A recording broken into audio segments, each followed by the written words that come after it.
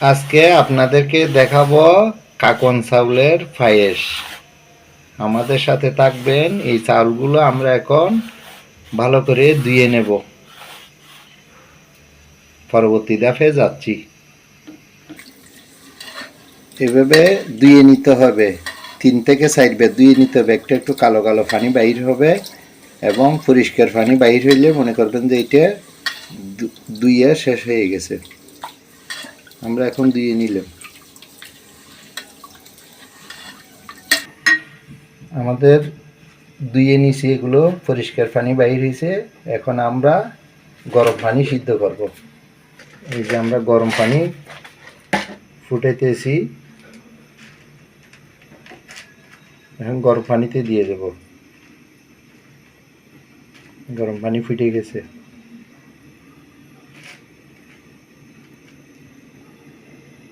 রং, এলাচ, দারুচিনি এগুলো দিয়ে দিলাম।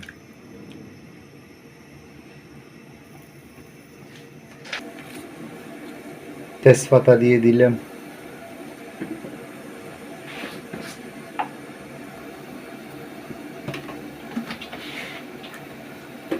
স্বাদ মতো লবণ দিয়ে দিলাম। চিনি দিয়ে দিলাম।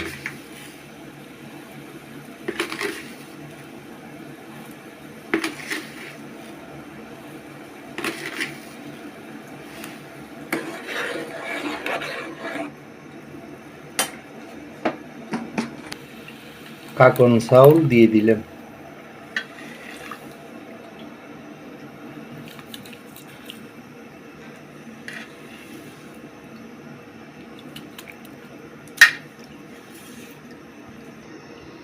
আট থেকে 10 মিনিট এভাবে ফুটাইতে হবে।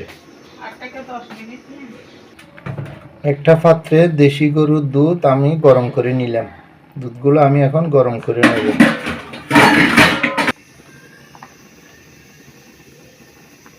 নারিকেলের পুরগুলো দিয়ে দিলাম। এখানে কিশমিশও দেওয়া যায়, বাদামও দেওয়া যায়। আমরা কিশমিশও দিনে, বাদামও দিনে। আপনারা বাদামও দিতে পারবেন, কিশমিশও দিয়ে খাইতে পারবেন।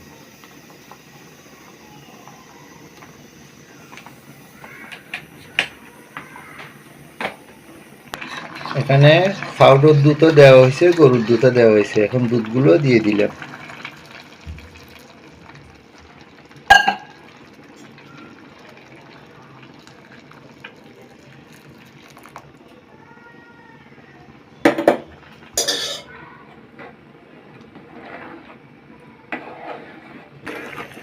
আমাদের কাকন চাউলের পায়েস হয়ে গেছে। আপনারা এভাবে বাসায় রান্না করে খেতে পারেন। পায়েস অনেক স্বাদ লাগবে, ভালো লাগবে। আপনাদের কাছে একটা রিকোয়েস্ট, আপনারা যদি নতুন হয়ে থাকেন আমার চ্যানেলে, তাহলে একটা সাবস্ক্রাইব করবেন, শেয়ার দেবেন, লাইক দেবেন। সবাই ভালো থাকবেন, সুস্থ থাকবেন।